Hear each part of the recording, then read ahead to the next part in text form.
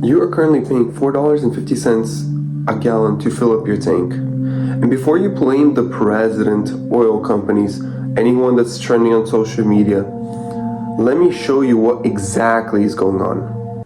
Because right now there's a 21 stretch of water that is responsible for 20% of the world's oil supply. And right now it's effectively shut down. This isn't theory, this is not speculation. The numbers are saying one thing and no one's talking about it. Hi guys, my name is Mark and on this channel we try to make finance stuff look simple. The Strait of Hormuz is between Iran and Oman. And it's the only access points for where the oil comes out of the Persian Gulf. And the Persian Gulf includes like countries like Iraq, Kuwait, Saudi Arabia, and all those countries, etc. 1 out of every 5 barrels of oil was shipped from there. That's like 20%. 20% of the oil supply is from there. On a normal day in 2025, 138 ships daily, like this is cargo ships, this is oil tankers, everything. On average, 138 ships would pass the Strait of Hormuz. On March 7, 2026, only 1 ship passed through the Strait of Hormuz. The Strait of Hormuz has been closed since March. March 2nd to March 4th is when the Iranians shut it down. And right now, approximately 2,000 ships are waiting to get through. But when there's going to be a ceasefire or whenever it happens, it's going to take 6 months. The US says it's going to take 6 months to clear the place of mines. If you do the math, the fastest time we're going to actually open up the Strait of Hormuz is going to be late 2026, which is absolutely devastating for the economy. On February 2027, crude oil per barrel was $71. By March 9th, in 10 days, the price per barrel jumped to $91 per barrel. And the projections for June are $106 to $115 per barrel. And it's probably going to only go up from here, especially if the strait stays closed. The price per barrel could hit 200, which is going to crash some economies. Not the US's, but US is definitely going to feel some pain.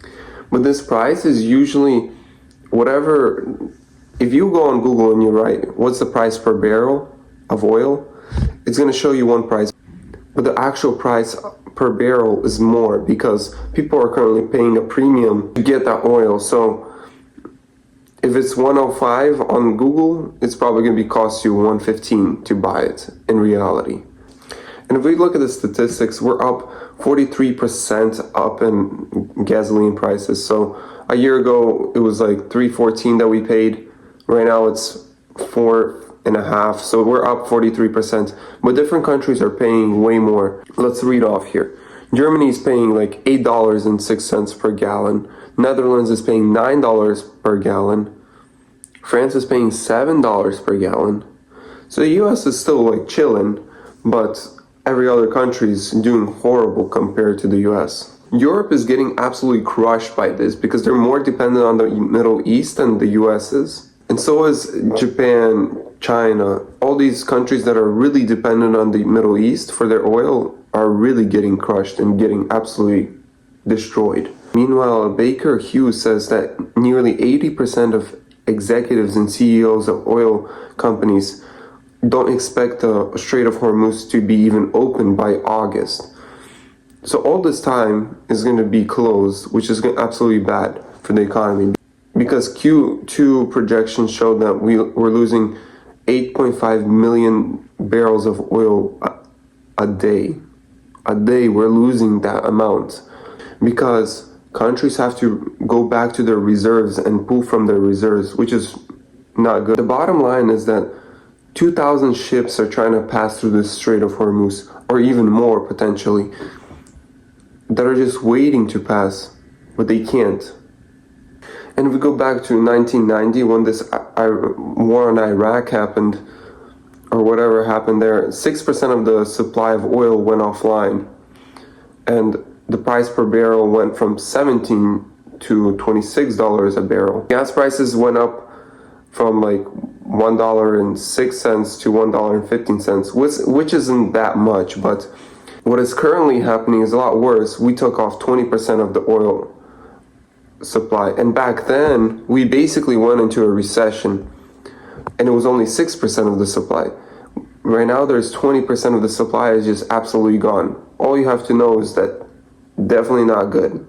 So what can we do about it, and how can we position ourselves in such a manner that we don't get really destroyed by this?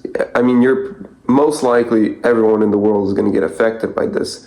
Prices are going to go up because now to go to somewhere is going to cost more. Shipping prices are going to go up. Food prices are going to go up. It's basically inflationary to the economy.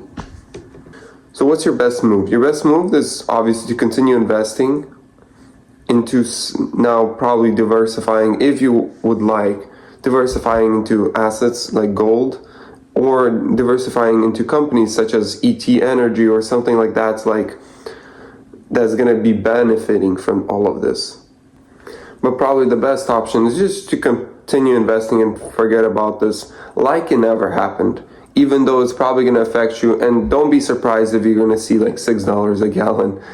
I always tell people I wouldn't be surprised if I see $9. Like it's not that crazy.